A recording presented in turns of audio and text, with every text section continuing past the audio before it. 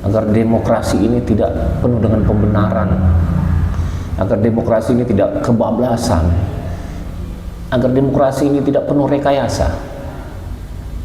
Harapannya sebenarnya cuma PDI Perjuangan sebagai penyeimbang, kalaupun tidak mau dikatakan oposisi.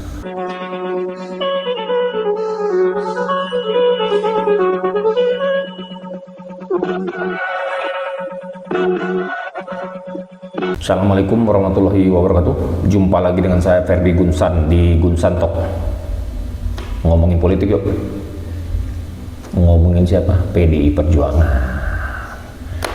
Belum lama ini, baru-baru ini, beberapa hari yang lalu, Undang-Undang TNI sudah disahkan oleh Ketua DPR Puan Maharani dari PDI Perjuangan dan juga Ketua Komisi 1 yang membahas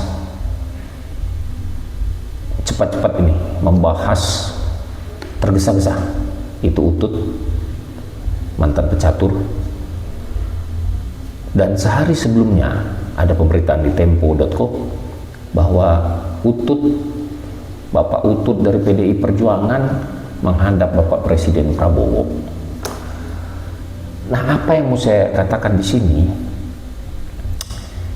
Kemana lagi berharap mahasiswa kelompok 16%, kemudian akademisi yang waras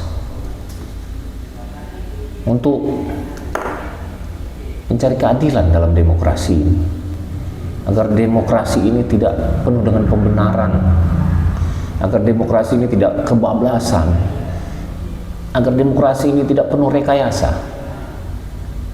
Harapannya sebenarnya cuma PDI Perjuangan sebagai penyeimbang, kalaupun tidak mau dikatakan oposisi. Tapi dari pelantikan tahun lalu, PDI Perjuangan kalem, diam-diam saja. Ini namanya juga Kim plus mungkin ya, Koalisi Indonesia Maju, tapi tidak tertulis, tidak tercatat. Ica-ica di luar ternyata sudah kerjasama. Nah, mungkin jawaban dari PDI Perjuangan, oh, kami di luar tetap. Kalau ada yang tidak membela masyarakat, kami akan kritisi. Nah, ini definisi tidak membela masyarakat ini ada di mana?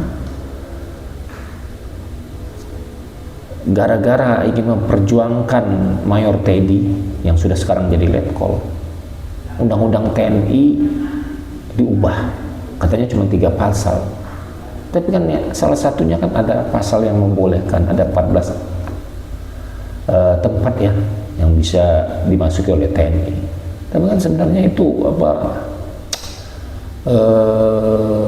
kumpulan yang memang melindungi itu agar tidak hanya Mayor Teddy saja yang bisa lolos.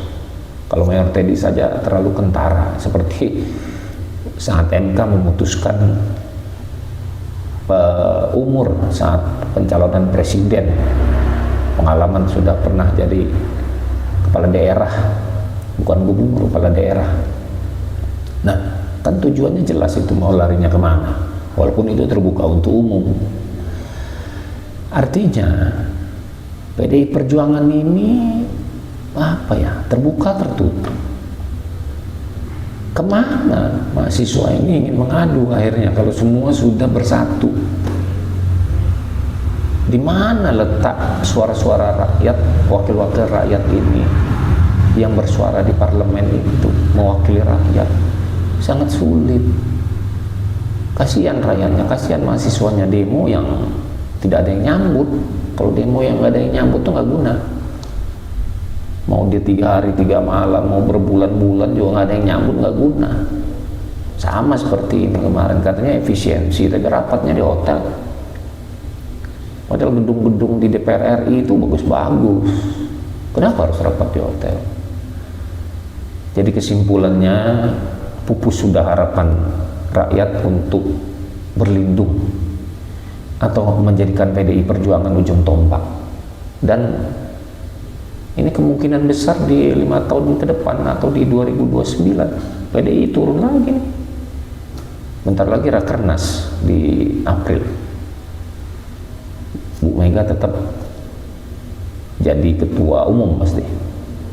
Terus kalau polanya begini, di mana letak membela rakyatnya? Di mana tumpuan harapan orang yang sedikit ini bisa bersuara di parlemen?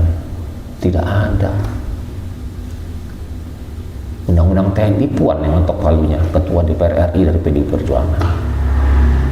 Ya, tapi untuk saudara-saudara saya yang 16%, mahasiswa dan akademisi yang masih berpikiran waras,